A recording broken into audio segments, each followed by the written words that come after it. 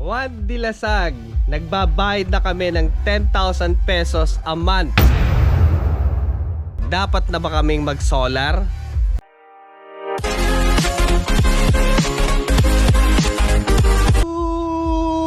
Good morning mga adik. Magandang araw sa inyong lahat. And today ay medyo malungkot ang araw natin kasi mahina ang araw ngayon. Pero kahit paano puno yung battery natin. Higit sa lahat ay doon tayo masaya, punong-puno yung battery natin. So eto na naman, tinatantad tayo ng talong about dito. And eto, may nagtanong sa atin.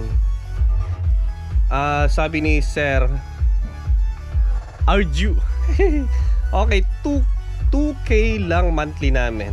Recommended naman na mag-solar pa kami. And yung isa, 10,000 na raw yung binabayaran nila a month. Grabe to Okay lang yan. 10,000 a month na daw yung binabayaran nila. Lakas ng sound. 10,000 a month na daw yung binabayaran nila sa kuryente sa Meralco. Monthly.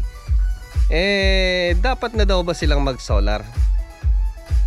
Okay lang yan. Kasi nga para matulungan natin yung mga 4-piece. Ako, nagwe-welding ako dun gamit ang grid para kahit paano matulungan natin yung iba.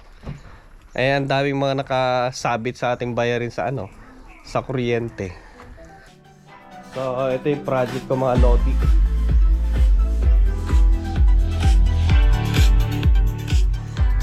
So yan, lakas pa.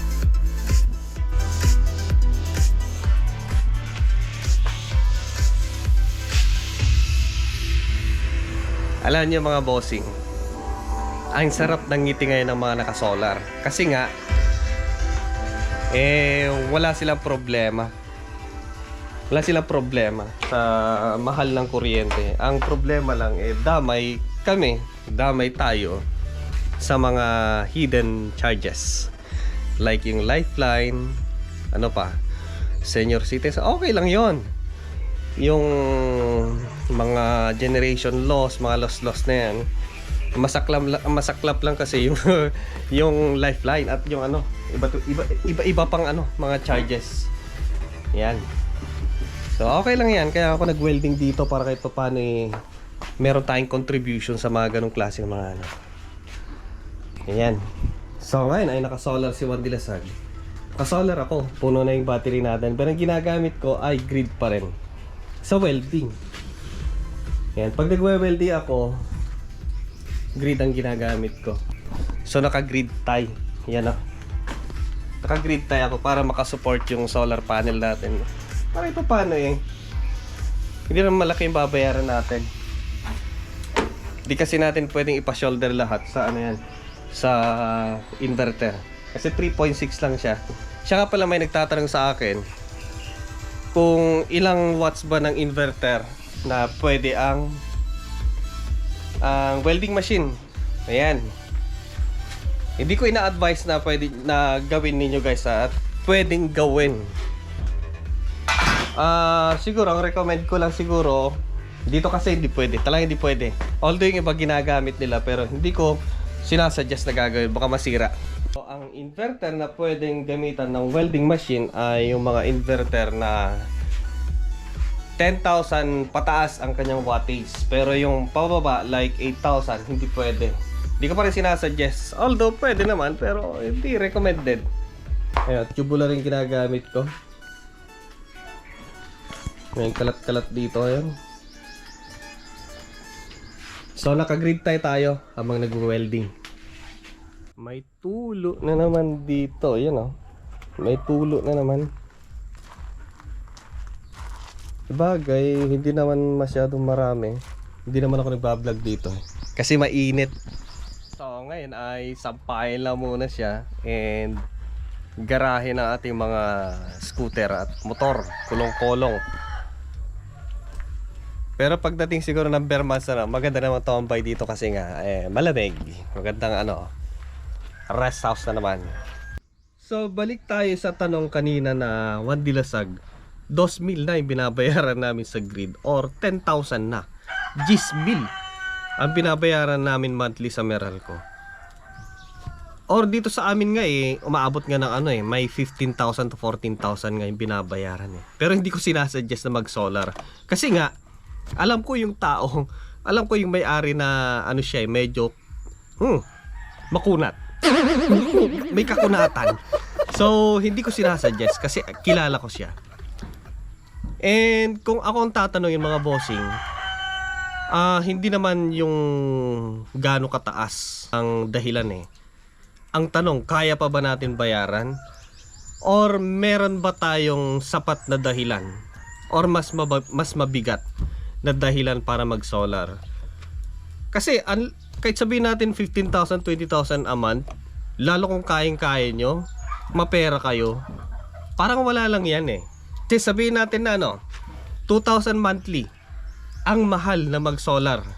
Mas mahal kesa mag-grid. Well, ang pagsosolar kasi mga bossing ay hindi basta-basta na parang nananahimik ka lang na nagbabayad ng kuryente monthly tapos bigla kang aayain ni Juan Dilasag na mag-solar.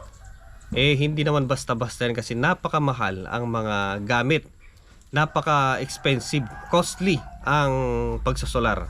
Hindi kasi pwedeng manggaling yung dahilan na mag-solar kayo kay Juan Dilasag. Hindi pwedeng si Juan Dilasag ang mag-decide na mag-solar kayo. Ba't tayo nandito? Ang pangit kasi ng background natin. Kaya dito tayo, biglang sumilip ang araw kanina doon. Tapos ang gulo naman doon sa shop. So hindi kasi pwedeng kay Juan Dilasag. Hindi naman pwede kasing dahil sa monthly mo ay 10,000, kayang-kaya mo pa na mapera ka. Marami kang pera. Anak ka ng kontraktor. Anak ka ng ina mo. Bastos. So, joke lang guys magalit kayo anak ka ng kontraktor, mapera ka. So, madali lang. Hindi mo ramdam kumbaga. Hindi naman kasi natin pwedeng sabihin ng valid reason ay yung binabayaran. Kasi nga, kahit sabihin natin na 2K, 5K, 10K yung binabayaran mo monthly. Pero pagdating kayo sa pagsosolar, mabibigla ka dyan kasi nga mabubutas ang bulsa mo dyan. Hindi pwede kasi yung sisimulan mo, napasubo ka, ang mahal ng mga gamit. Hindi ka pwedeng umurong kasi nga ang mahal ng gamit, mapapasubo ka, mapapamura ka sa presyo. Kaya sa akin kasi, ang mabigat na dahilan noon kaya ako nag-solar ay brownout, patay sindi na kuryente. Hindi lang siya basta brownout kasi nga inaabot pa siya ng buwan. 5 buwan, 4 na buwan. Hindi kagaya dyan sa inyo sa labasan ng brownout, sandali lang. Sa amin dito, buwan. O kaya patay sindi. So, hindi stable yung kanyang schedule.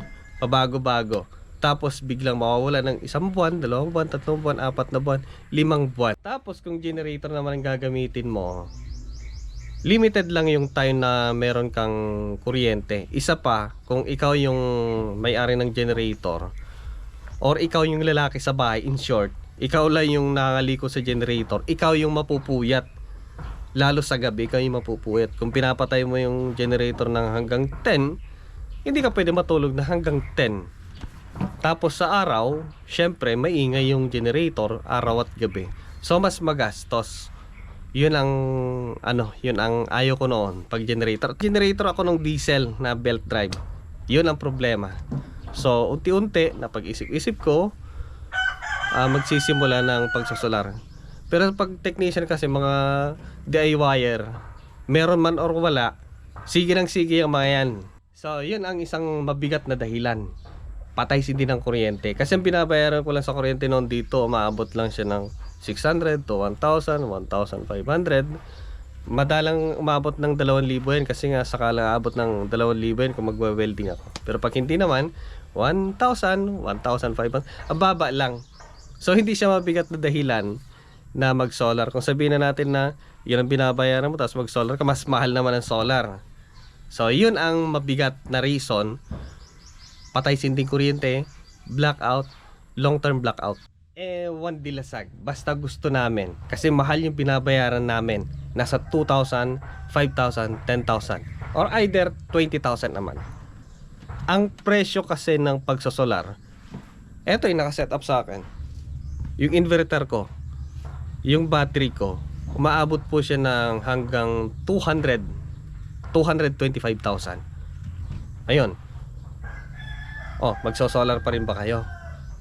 'Di ba? Ang mahal. Tapos ito pa malala dito sa pagsosolar. Ang return of investment dito, napakatagal. Napakatagal niyan. Baka may bigla kayong maburyong, bigla kayong mabagot dahil nga hindi nyo masusulit yung presyo. Ang pagsosolar kasi, lalo kung malaki yung investment mo dito, para ka na lang, ituring mo na lang na bumili ka ng isang scooter na ADV o kaya NMAX na turbo. So parang ganon, na dahil nga dati ay nagko-commute ka, ang laging problema mo ay traffic, di ba? Ang traffic, hindi yung presyo ng pamasahe. Ang laging problema mo na lang ay ang valid reason mo na lang ay traffic. Parang ganon. So kung iisipin mo kasi, pag binili mo yung scooter mo, si Makmak mo, ay may mababawi mo yung investment mo. Hindi. 'Di ba? Karamihan bumili, hindi niyo naman iniisip yung ROI niyo. Gaya dito sa akin. Oh. 'Di ba, pag ang dami nating kinakabit-kabit, dami nating ini-install. Para siyang ganon. Pag nag-install ka ng ganyan, solar, wag mo na isipin yung ROI. Ang isipin mo na lang yung convenient na may bibigay niya sa'yo, sa pamilya mo, lahat-lahat, may kuryente ka, day and night, magkaroon man ng blackout, may kuryente ka, ano pa? Malaki kasi ang tulong niyan. 'Di ba? May sakit sa pamilya nyo. Ayan, kailangan ng kuryente, kailangan nyo ng malamig na tubig, aircon, lahat-lahat, ilaw, 'di ba? Kasi pag generator ang gagamitin mo, pag pinandar mo yan, sisilipin mo yung tangke. Dito hindi, bahala na siya. Basta maarawan, meron kang kuryente. Parang ganon. Yung ROI, susunod na lang yan. Huwag mong isipin. Di ba, pag bumili ka ng scooter, hindi mo na iniisip, di mo naman binibilang, oh, dapat masusulit kita. About sa tanong ninyo na yung monthly ninyo umaabot na ng 2,000, 5,000, 10,000, 20,000, hindi po kami ang magde-decide. Lalo kung kayang-kaya nyo naman, hindi naman kayo hirap, o sabihin natin hirap na hirap ka magbayad sa ganong klaseng monthly na binabayaran mo, mga bossing, mas mahirap mag-solar, lalo kung wala tayong pinagkukunan gaya ni Juan Dilasag. Buti na lang meron tayong libre na galing sa mga company just to endorse the product. Pero kung sinasabi ko sa inyo guys, napakamahal. Nananahimik ka dyan na ganyan yung binabayaran, 2K, nananahimik ka dyan, tapos bigla kitang pipilitin, uy tayo mag-solar ka. Maganda mag-solar kasi libre. Hindi po libre yan. Hindi po libre yan. Mahal ang pagsasolar. So hindi po galing sa akin, or hindi po sa mga kung sino-sino man, ang decision kung magsosolar kayo hindi. Nasa sa inyo yan. Nasa sa inyo kung ano yung mabigat na dahilan. Alright? Okay.